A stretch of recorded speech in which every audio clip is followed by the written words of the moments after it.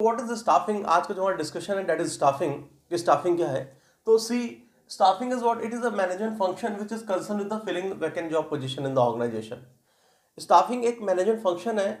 हमने मैनेजमेंट के फंक्शंस पढ़े हैं, ठीक है। तो ये जो प्लानिंग, ऑर्गेनाइजिंग और थर्ड फंक्शन मैनेजमेंट का क्या है, दैट इज स्टाफिंग। तो staffing is the third function of management. ये मैनेजमेंट का थर्ड फंक्शन है जो कि इन्वॉल्व किसमें होता है, जो कि कंसर्न होता है या जो कि इन्वॉल्व होता है सो ऑर्गेनाइजेशन में जो वैकेंसीज होती हैं, वैकेंट जॉब पोजीशन होती हैं, उन जॉब पोजीशन को फिल करने में। अब sir now the question rises, sir job position को किन के द्वारा फिल करता है? किसी भी लोग को उठा के रख देता है क्या? नहीं सर, नहीं सर। वैकेंसीज की जो भी ऑर्गेनाइजेशन जितनी वैकेंसीज होती हैं, उन वैकेंसीज को फिल करने के लिए किस तरह के लोग चाहिए, हम स्टाफिंग फंक्शन ये डिसाइड करते हैं। किस तरह के लोग चाहिए, उनकी क्वालिफिकेशन क्या होनी चाहिए, उनका एक्सपीरियंस, उनका नॉलेज क्या होना चाहिए, उनका इंटरेस्ट क्या होना चाहिए। फिर हम क्या करते हैं, इन चीज़ों को इंडिविजुअल्स की कैपेबिलिटीज से, क्वालिटी से मैच करते हैं। और जिस इंडिविजुअल की क्वालिफिकेशन, एक्सपीरियंस, नॉलेज, एक्सपर्टाइज जो होता है सर, वो उस वैकेंसी से अकॉर्डिंग मैच कर जाता है, हम उनको क्या कर लेते हैं, हम उनको इन जॉब पोजीशन के लिए अपॉइंट कर लेते हैं। और खाली अपॉइंटमेंट नहीं, तो स्टाफिंग ये भी इंश्योर करता है कि जो वैकेंसीज हैं अगर एक बार फिल कर दी जाए तो क्या रहे, वो फिल रहे for a long period of time. मतलब ऐसा ना हो कि हम ऑर्गेनाइजेशन की वैकेंसी को ऐसे वर्कफोर्स के द्वारा फिल करें जो कि ऑर्गेनाइजेशन को ज्वाइन करे और फिर उसको क्या करे, लीव करके चला जाए जल्द से जल्द। क्योंकि अगर जल्दी जल्दी जॉब पोजीशन वैकेंट होंगी, या एम्प्लॉय आएगा, ऑर्गेनाइजेशन को ज्वाइन करेगा, कुछ टाइम वर्क करेगा, फिर छोड़ के चला जाएगा, तो क्या होगा, बार बार ऑर्गेनाइजेशन को उन वैकेंसीज को फिल करने के लिए सर नए नए वर्क फोर्स को अपॉइंट करना पड़ेगा, जो अननेसेसरी कॉस्टली मैटर होगा ऑर्गेनाइजेशन के लिए। हम इसी डिफिनेशन के बेसिस पे कह सकते हैं कि स्टाफिंग क्या है? स्टाफिंग एक मैनेजमेंट प्रोसेस है which is concern with the filling the vacancies in the organisation with whom, with the sir qualification, experience, qualified, experience, knowledgeable and interested staff, है ना। एक ऐसे इंडिविजुअल के द्वारा या उन इंडिविजुअल के द्वारा सर जो क्या है, जो एक्सपीरियंस है, नॉलेजेबल है, क्वालिफाइड है सर और इंटरेस्टेड है उस वर्क को करने के लिए, ऐसे लोगों के द्वारा ऑर्गेनाइजेशन की वैकेंसीज को फिल करने का जो प्रोसेस, वही क्या है, वही स्टाफिंग कहलाता है ना। Try to understand, if you talk about the elements of staffing, तो what are the elements of staffing, what are the components of staffing. मतलब स्टाफिंग के प्रोसेस में हम क्या क्या स्टेप्स परफॉर्म करते हैं, तो दीज आर द एलिमेंट्स और these are the steps in the process of staffing. हम स्टाफिंग जब हमको करनी होती है, जब ऑर्गेनाइजेशन स्टाफिंग करती है तो क्या करती है, वो सबसे पहले रिक्रूटमेंट करती है, फिर सिलेक्शन करती है, फिर ट्रेनिंग एंड डेवलपमेंट करती है, फिर प्लेसमेंट एंड ओरिएंटेशन करती है। और आगे भी सर स्टाफ, जो मैनेजमेंट एक्सपर्ट वो कहते हैं कि वो एग्री नहीं करते, वो कहते हैं कि नहीं, स्टाफिंग सिर्फ फाइनाइट लिस्ट ऑफ एक्टिविटीज नहीं, हर वो एक्टिविटीज जो ऑर्गेनाइजेशन की वर्क फोर्स से रिलेट करती है, वो सारी सारी एक्टिविटीज जो ऑर्गेनाइजेशन परस्यू करती है अपने वर्क फोर्स के लिए, will form part of what, your staffing only. मतलब इवन यहां तक नहीं, खाली इसके बाद भी एम्प्लॉय को कंपनसेट करना, उनको प्रमोट करना, उनको वेजेस, सैलरी डिटरमाइन करना, है ना, उनका एप्रिसिएशन करना, परफॉर्मेंस अप्रेजल करना, ये सब भी क्या, ये सब कैसा स्टाफिंग का ही पार्ट माना जाता है। तो अब हम अगर आपसे स्टाफिंग की बात करेंगे तो स्टाफिंग के इस पूरे चैप्टर में आप इन्हीं एलिमेंट्स की स्टडी कर रहे होंगे। इस पूरे के पूरे चैप्टर में, स्टाफिंग के चैप्टर में आप किसकी स्टडी कर रहे होंगे, आप रिक्रूटमेंट की स्टडी कर रहे होंगे, आप सिलेक्शन की स्टडी कर रहे होंगे, आप ट्रेनिंग और डेवलपमेंट की स्टडी करेंगे, आप प्लेसमेंट और ओरिएंटेशन की स्टडी कर रहे होंगे। और जब आप इन सारी चीज़ों की स्टडी कर लेंगे तो आप स्टाफिंग के जो कोर कॉन्सेप्ट है उसको अच्छे से अंडरस्टैंड कर लेंगे। दिस वन रीजन, एक तो स्टाफिंग के डिफिनेशन मैंने तो यहाँ पे दो डिफिनेशन समझा दी, और एक definition which is given by French and Weldon. French and Weldon ने कहा था दैट सर स्टाफिंग और human resource management, yes staffing हम बड़े आराम से कह सकते हैं स्टाफिंग को क्या, ह्यूमन रिसोर्स मैनेजमेंट। तो फ्रेंच विल्डन ने क्या कहा स्टाफिंग और the human resource management is the recruitment, selection, development, that is training and development and utilisation and compensation and motivation of human resource management. Staffing का मतलब क्या है, staffing sir यही, सर जो recruitment, selection, sir training, development, ये जो placement and orientation है, इसके साथ साथ compensation and motivation to the employees of the organisation में। तो now we are talking about what, we are talking about the staffing process. Staffing process का मतलब क्या हो गया, वो सारे के सारे स्टेप्स जो स्टाफिंग के फंक्शन को परफॉर्म करते समय लिए जाते हैं, ठीक है। तो all the steps which we take while performing the function of staffing consist of estimation of human resource requirement, पहला सबसे काम, ठीक है। उसके बाद आपने देखो स्टाफिंग के फंक्शन शुरू हो गए, elements of staffing that consist of recruitment, selection, training and development, placement and orientation. अभी खाली इतने ही नहीं, कुछ और भी हैं, मैं आगे आपसे यहाँ पहुँचने के बाद फिर उसको डिस्कस करूंगा। तो very first will talk about estimation of human resource requirement. अगर आपको ऑर्गेनाइजेशन में वैकेंसी को फुल करना है, अगर मान लो आप ही की ऑर्गेनाइजेशन, इसको अंडरस्टैंड करो, अगर आपकी ऑर्गेनाइजेशन है और आपको क्या करना है, अपनी ऑर्गेनाइजेशन में उन वैकेंसीज को फिल करना है, तो सबसे पहले आप क्या करोगे, आप एस्टिमेट करोगे ह्यूमन रिसोर्स रिक्वायरमेंट, कि उन वैकेंसीज को फिल करने के लिए, है ना, हमको कितने वर्कफोर्स की रिक्वायरमेंट है ऑर्गेनाइजेशन में, कि उन वैकेंसीज को फिल करने के लिए हमको कितने ह्यूमन रिसोर्स की रिक्वायरमेंट है ऑर्गेनाइजेशन में, करना होगा। तो सर देखो, वही देखो मैंने लिखा हुआ है, चार्ट बना हुआ है, estimation of human resource requirement consist of what, the estimation of human resource requirement consist of sir forecasting human resource requirement. सबसे पहला काम हम फोरकास्ट करते हैं क्या, कि कितने ह्यूमन रिसोर्स की रिक्वायरमेंट है, हमको कितने वर्कफोर्स चाहिए आउटसाइड मार्केट से, और फिर सेकंड स्टेप क्या है, फोरकास्टिंग ह्यूमन रिसोर्स अवेलेबिलिटी। ठीक है, हम ये देखते हैं कि ऑर्गेनाइजेशन में वर्क को परफॉर्म करने के लिए कितनी जॉब्स हैं, ठीक है, और उन जॉब्स को कितने लोग होल्ड कर रहे हैं, मतलब कितने वर्कफोर्स ऑलरेडी ऑर्गेनाइजेशन में अवेलेबल हैं और कितने की क्या है रिक्वायरमेंट है ना। तो अगर मैं देखूं तो मैं कह सकता हूं that this refers to the supply of workforce in the organisation, that is availability, कि कितनी सप्लाई या कितनी ऑर्गेनाइजेशन में अवेलेबिलिटी है, and this refers to what, the demand of workforce in the organisation, कितने की रिक्वायरमेंट है ना। सर एक एग्जिस्टिंग ऑर्गेनाइजेशन से तो हमने देखा कि वहां पे कितनी जॉब पोजीशन है और उन जॉब पोजीशन में कितने लोग वर्क परफॉर्म कर रहे हैं, that is known as availability of human resource requirement और the supply of workforce in the organization. And फिर हमने देखा कि सर अब उन वर्क को परफॉर्म करने की कितने ह्यूमन रिसोर्स की रिक्वायरमेंट है, that consist of demand of human resource. फिर आप जब दोनों को कंपेयर करोगे तो see what is the conclusion, either your demand equates the supply, मतलब जितने की रिक्वायरमेंट उतनी अवेलेबिलिटी है, ऐसा भी हो सकता है। अगर ऐसा हो गया तो नो एक्शन, ठीक है, अगर ऐसा हो गया तो नो एक्शन, कुछ भी करने की जरूरत नहीं है।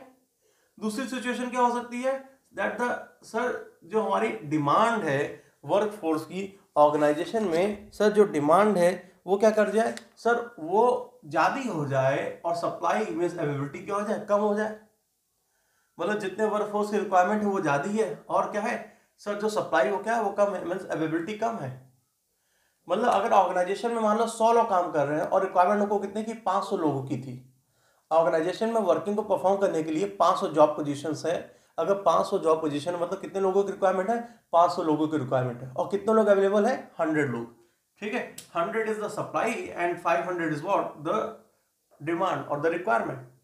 तो what we will do, this is showing the condition what, shortage of workforce in the organisation, shortage, and there is shortage तो हम क्या करेंगे, हम सर रिक्रूटमेंट करेंगे, हम सिलेक्शन करेंगे, हम ट्रेनिंग एंड डेवलपमेंट करेंगे, और हम क्या करेंगे, प्लेसमेंट और ओरिएंटेशन करेंगे। अगर जितने की अवेलेबिलिटी है ना, और जितने की अवेलेबिलिटी उतनी की रिक्वायरमेंट है तो कुछ भी करने की जरूरत नहीं, नो एक्शन, शांत होकर बैठ जाएंगे। अगर सर अवेलेबिलिटी जो है वो कम की है और रिक्वायरमेंट जो है वो ज्यादा की है तो हम क्या करेंगे, हम कहेंगे this is condition of shortage of workforce. In case of shortage of workforce हम क्या करेंगे, हम मतलब ऑर्गेनाइजेशन क्या करेगी, ऑर्गेनाइजेशन सर वर्कफोर्स को रिक्रूट करेगी, है ना, उनको सेलेक्ट करेगी, उनको ट्रेन करेगी, डेवलप करेगी और ऑर्गेनाइजेशन में प्लेस कर देगी। अभी मैं उनके स्टेप्स की तुमसे बात करूँ तो बहुत बिल्कुल क्लियर हो जाएगा। और एक सिचुएशन और अराइज कर सकती है, इट देयर में also arise a situation sir where the demand of workforce falls short to the supply of workforce. ये भी सिचुएशन राइज कर सकती है, मतलब जहां पे क्या है, जहां पे जो अवेलेबिलिटी है वो ज्यादा की हो गई, अवेलेबिलिटी 500 की हो गई मान लो, और रिक्वायरमेंट कितने की, रिक्वायरमेंट सिर्फ 100 की है। मतलब ऑर्गेनाइजेशन में 500 लोग काम कर रहे हैं जबकि जरूरत कितने की, 100 की है। तो ये तो ओवर मैनिंग की सिचुएशन या ओवर स्टाफिंग की सिचुएशन को शो कर रहा है। क्यों, क्योंकि ऑर्गेनाइजेशन में हमको जरूरत कितने लोगों की है, जरूरत तो सिर्फ 100 लोगों की थी, और कितने लोग अवेलेबल थे, 500 लोग अवेलेबल हैं। तो ऐसी सिचुएशन में ऑर्गेनाइजेशन क्या करेगी, जो सरप्लस लेबर है, this is the condition what, surplus of workforce. इसको हम क्या कहेंगे, इसके लिए हमने एक वर्ड यूज किया, that is surplus, surplus of workforce. अब अगर सरप्लस ऑफ वर्कफोर्स है तो हम क्या करेंगे ऐसी सिचुएशन में, सर हमारे पास जो ज्यादा वर्कफोर्स हम उनको क्या करेंगे, उनको ऑर्गेनाइजेशन निकाल देंगे, रिट्रेंचमेंट करेंगे, टर्मिनेशन करेंगे। आज की डेट पे कोरोना काल जब चल रहा है तो यहाँ पे कुछ ऐसा ही हुआ है ना, कि ऑर्गेनाइजेशन के जो ऑर्गेनाइजेशन थी बड़ी बड़ी, उनका प्रोडक्शन कम हो गया। जब प्रोडक्शन कम हो गया तो वर्कफोर्स की रिक्वायरमेंट क्या हो गई, सर रिक्वायरमेंट कम हो गई, और अवेलेबिलिटी तो पहले जितनी थी। पहले प्रोडक्शन, कोरोना से पहले प्रोडक्शन बहुत ज़्यादा था, है ना। जब प्रोडक्शन ज़्यादा था, मार्केट में डिमांड ज़्यादा थी, प्रोडक्शन ज़्यादा था, तो वर्क फोर्स की एबिलिटी 500 थी, ठीक है। कोरोना जैसे ही आया उसके बाद क्या हुआ, अचानक लोगों ने कंजम्पशन हैबिट घटा दी अपनी। जैसे लोगों ने कंजम्पशन हैबिट घटा दी, प्रोडक्शन घटने लग गया। जब प्रोडक्शन घटने लगे तो रिक्वायरमेंट कम की हो गई। रिक्वायरमेंट कितने की थी, 100 लोग की, जबकि फैक्ट्रीज में कितने लोग काम कर रहे थे, 500 लोग काम कर रहे थे। तो फैक्ट्रीज ने क्या किया, वही sir surplus of work force था, तो उसने क्या किया, उसने उसको टर्मिनेट करना शुरू कर दिया, निकालना शुरू कर दिया। और कई लोग सर वहां से, मुंबई से, दिल्ली से, कोलकाता से भाग भाग के जौनपुर आ गए। हुआ ना ऐसा, बिल्कुल ऐसा हुआ। तो यही मैं तुमसे कह रहा हूं कि अगर रिक्वायरमेंट जो है वो कम की है और अवेलेबिलिटी अगर क्या है, ज्यादा की है, रिक्वायरमेंट कम की है, अवेलेबिलिटी ज्यादा की, तो उस सिचुएशन में ऑर्गेनाइजेशन क्या करती है, ऑर्गेनाइजेशन वर्क फोर्स को रिटर्न करना शुरू करती है, टर्मिनेट करती है, ले ऑफ करती है, नंबर, है ना, अर्ली रिटायरमेंट कहती है, ये सब काम करते हैं ताकि वर्कफोर्स ऑर्गेनाइजेशन छोड़ के जाए, जो सरप्लस वर्कफोर्स है, ठीक है। तो ये भी हमारा क्या होगा, वो भी हमारा स्टाफिंग का ही पार्ट माना जाएगा, ठीक है। Hopefully you are understanding the meaning of estimation of man power requirement. अगर आपने estimation of man power requirement को अंडरस्टैंड कर लिया तो 2 पॉइंट और है, इंपॉर्टेंट है, हाँ ना, एग्जाम में पूछे गए हैं, आपसे 1 नंबर में पूछा जा सकता है या 3 नंबर में चांसेस बनती है। तो 2 पॉइंट क्या हमारे, एक तो हमारा क्या, वर्क लोड एनालिसिस है और वर्क फोर्स एनालिसिस है। तो आपने यहां से यहां तक जो स्टेप सीखा ना, डिमांड इक्वेट सप्लाई या demand is less than supply या demand is more than supply, तो ये क्या है, यही आपका वर्कलोड और वर्क फोर्स एनालिसिस है। तो what is workload analysis? Sir workload analysis is finding the number and types of employ required to perform the various jobs design in the organisation, है ना। वर्कलोड एनालिसिस का मतलब क्या है, to find और to know, है ना, to know the number of person require, the number of person, यहां पीपल कर दो, people required to perform work in organisation, number of people required to perform work in the organisation, to know, ये जानना कि organisation में work को perform करने के कितने लोगों की जरूरत है, ठीक है ना। फोरकास्टिंग ह्यूमन रिसोर्स रिक्वायरमेंट, ये जानना कि वर्क को परफॉर्म करने के कितने लोगों की जरूरत है, यही क्या, यही हमारा वर्क लोड एनालिसिस है। एंड वर्क फोर्स एनालिसिस क्या है sir, it means analysing the existing work force, what I am saying, it means analysing the existing workforce। अब sir analysing the existing workforce mean sir, यही existing workforce को analyse करेंगे तो हमको availability का पता चलेगा, ठीक है, with intention to know whether they are under burden और ओवर बर्डन, और ओवर बर्डन। सर एनालाइज करना एग्जिस्टिंग वर्कफोर्स को, क्यों एनालाइज करना, इस इंटेंशन से कि हम जान पाए कि हमारी ऑर्गेनाइजेशन की जो वर्कफोर्स है वो अंडर बर्डन है कि ओवर बर्डन है, यही कि हमारा, ये हमारा सर वर्क फोर्स एनालिसिस है। अब सर इस सिचुएशन में जहाँ पे सर, इस सिचुएशन में जहाँ पे डिमांड कम थी और सप्लाई ज़्यादा थी, मतलब 100 लोग की जरूरत थी और काम कितने लोग कर रहे थे, 500 लोग कर रहे थे, तो ऑब्वियस सी बात है यहाँ पे ऑर्गेनाइजेशन के जो वर्क फोर्स वो क्या होंगे, ये लोग अंडर बर्डन होंगे, क्योंकि काम बहुत कम है और करने वाले बहुत ज़्यादा लोग हैं, ठीक है। तो कुछ लोग काम कर रहे होंगे, कुछ लोग आराम कर रहे होंगे, है ना, ऐसा हो रहा होगा ना। तो ऑर्गेनाइजेशन के एम्प्लॉय कैसे हैं, वो अंडर बर्डन है इस सिचुएशन में, ठीक है। और इस सिचुएशन को देखें तो रिक्वायरमेंट तो सर ज़्यादा की है और अवेलेबिलिटी क्या है, कम की है। 100 ही लोग ऑर्गेनाइजेशन में काम करने के लिए और यहाँ पे कितने लोग की जरूरत है, सिर्फ 500 लोग की जरूरत है। तो इस सिचुएशन में क्या हो रहा होगा, ऑब्वियसली बात है सर, इस सिचुएशन में जो ऑर्गेनाइजेशन के वर्क फोर्स होंगे वो ओवर बर्डन होंगे, क्योंकि कम लोग क्या कर रहे हैं, मिलकर ज़्यादा लोग का काम परफॉर्म कर रहे हैं। तो हो सकता है ऐसा इनको एक्स्ट्रा वर्किंग आवर्स देना पड़े, है ना, इनको सब लीव इन कैश करानी पड़े, छुट्टियों के दिन भी काम करना पड़े, है ना, और ओवर टाइम करना पड़े, हो सकता है ना ऐसा।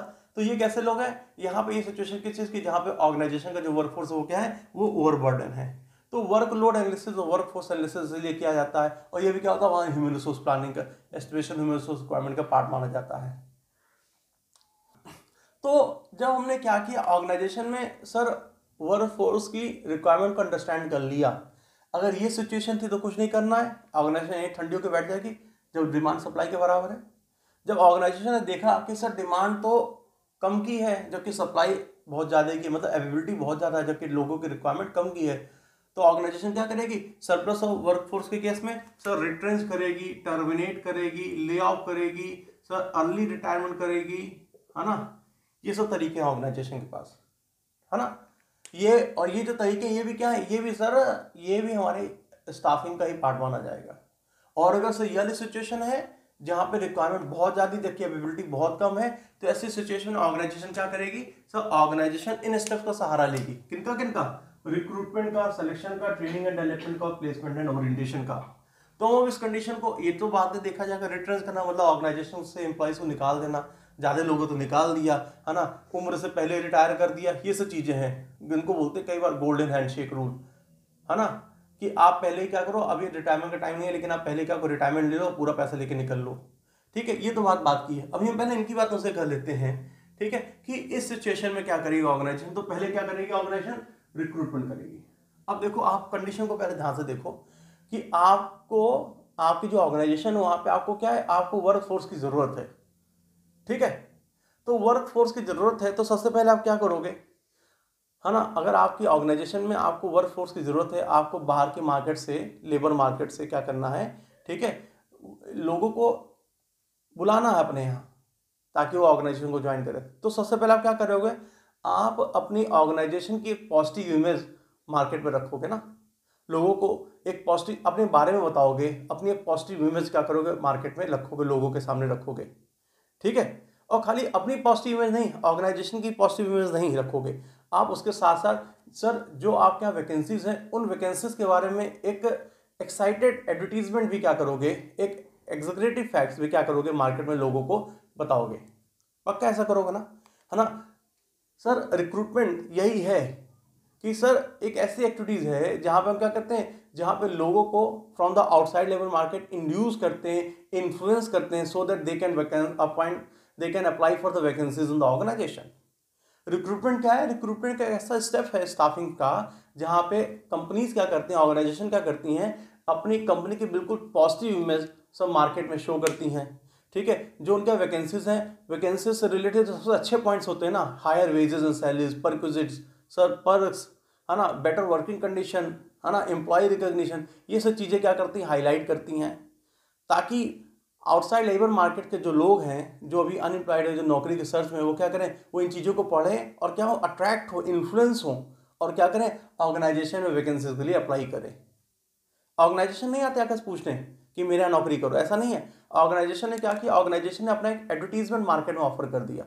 उस एडवर्टीजमेंट ने ऑर्गेनाइजेशन ने अपनी पॉजिटिव इमेज जो वैकेंसीज थी उससे रिलेटेड सारे के सारे पॉजिटिव पॉइंट, जैसे कि हायर वेजेस एंड सैलरीज, कितनी सैलरी देंगे, सैलरी बिटवीन 50 to 180K ऐसे लिखती है ना, है ना।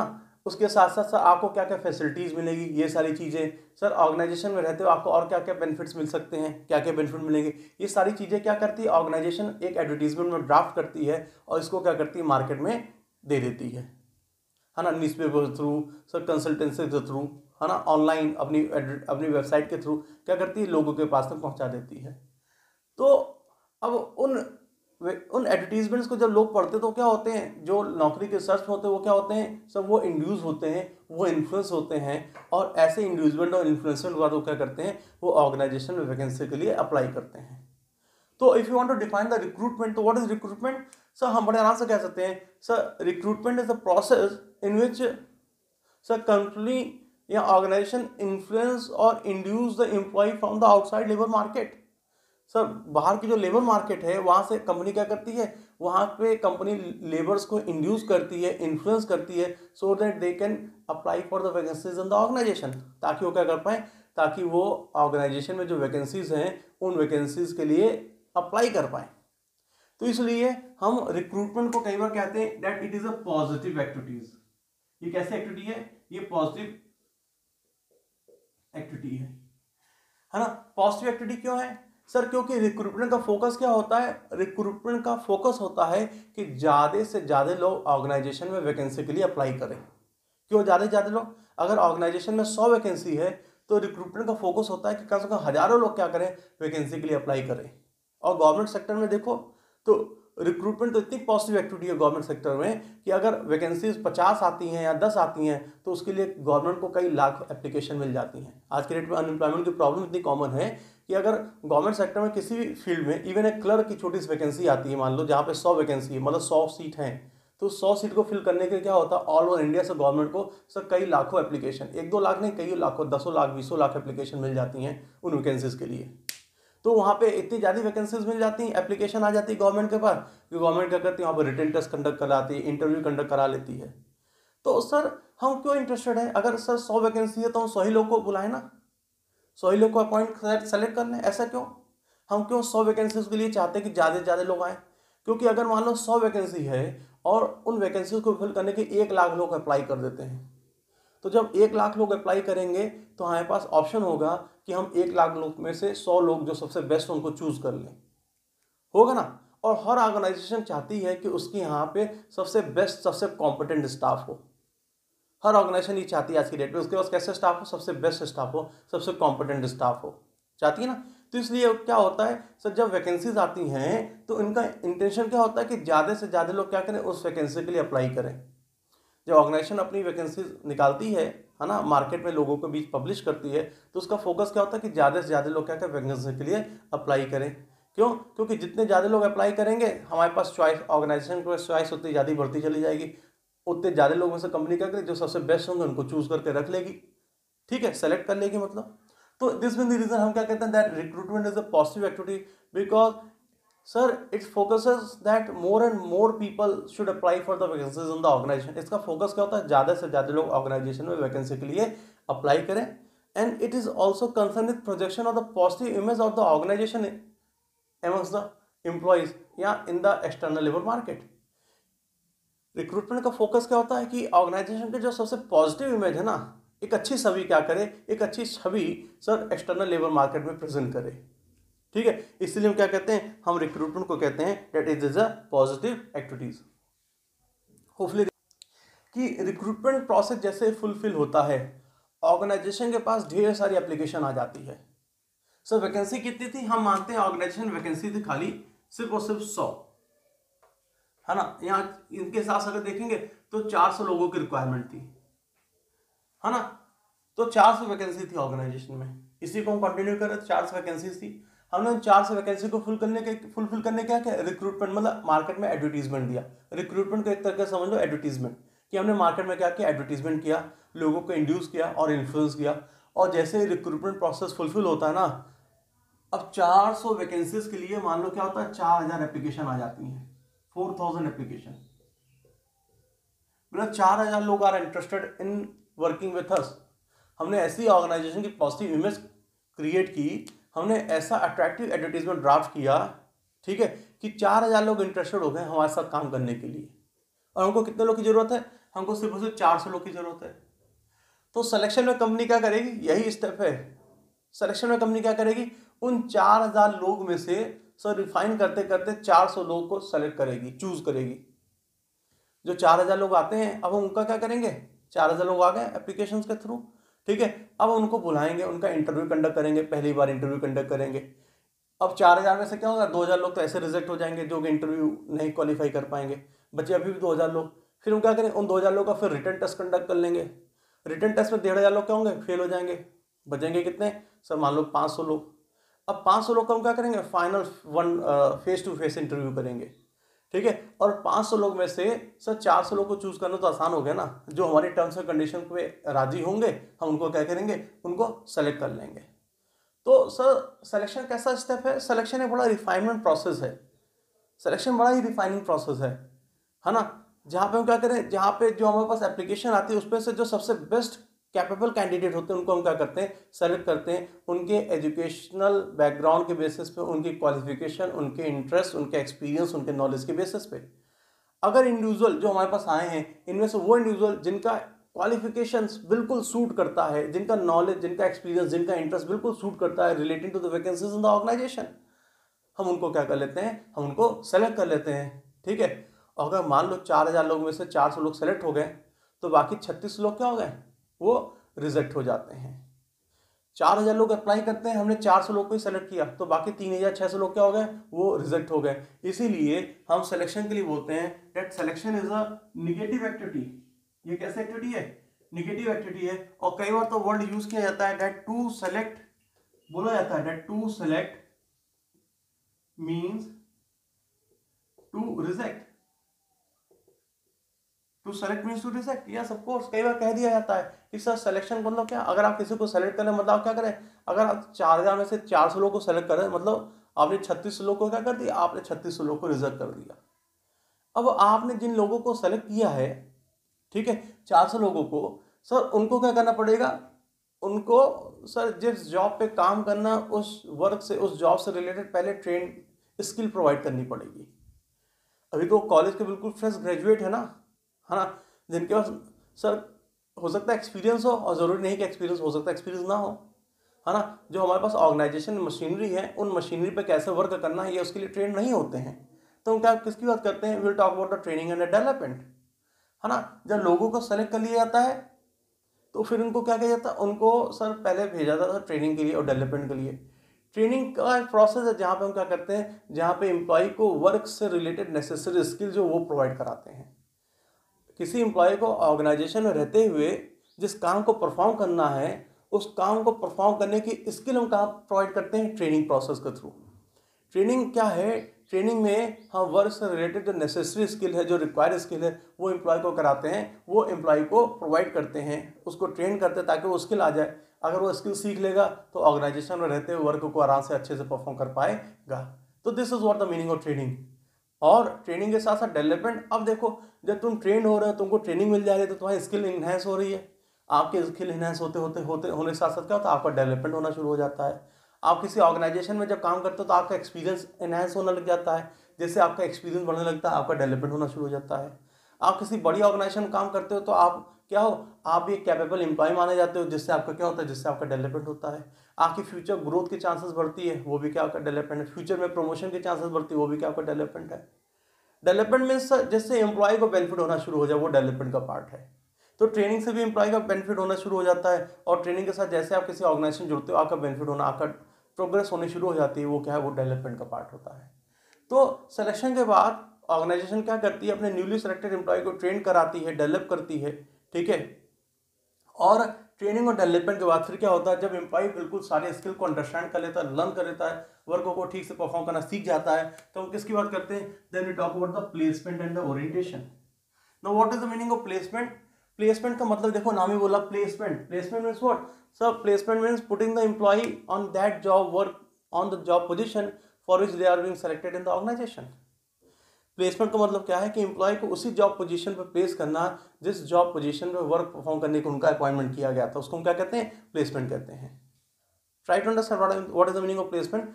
प्लेसमेंट मीन्स मैं क्या कह रहा हूँ, मैं कह रहा हूँ कि सर न्यूली सेलेक्टेड एम्प्लॉय को, जिस एम्प्लॉय को उन्हें न्यूली सेलेक्ट किया है, उसको उसी जॉब पोजीशन पर रख देना, उसको वही जॉब पोजीशन प्रोवाइड करनी जिसके लिए उसका सिलेक्शन हुआ था, ये प्लेसमेंट होता है, ठीक है। और जैसे मान लो मेरा अपॉइंटमेंट हुआ, मुझे सेलेक्ट किया गया पीजीटी कॉमर्स के लिए, मुझे ट्रेनिंग प्रोवाइड की, और ट्रेनिंग के बाद फिर मुझे क्या किया गया, मुझे जिस काम के लिए अपॉइंट किया गया तो वो काम अलॉट कर दिया गया, मुझे वो काम दे दिया गया कि भैया आप चलिए, आप पीजीटी कॉमर्स, आप अकाउंट्स इकोनॉमिक्स बिजनेस पढ़ाइए।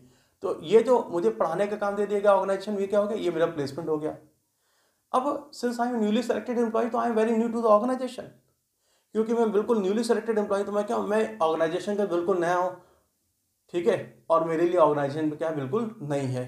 तो ओरिएंटेशन एक प्रोसेस है जहां पे हम न्यूली सेलेक्टेड एम्प्लॉय को क्या करते हैं, हम न्यूली सेलेक्टेड एम्प्लॉय को ऑर्गेनाइजेशन से, ऑर्गेनाइजेशन के कल्चर से, ठीक है, अवेयर करते हैं, ठीक है।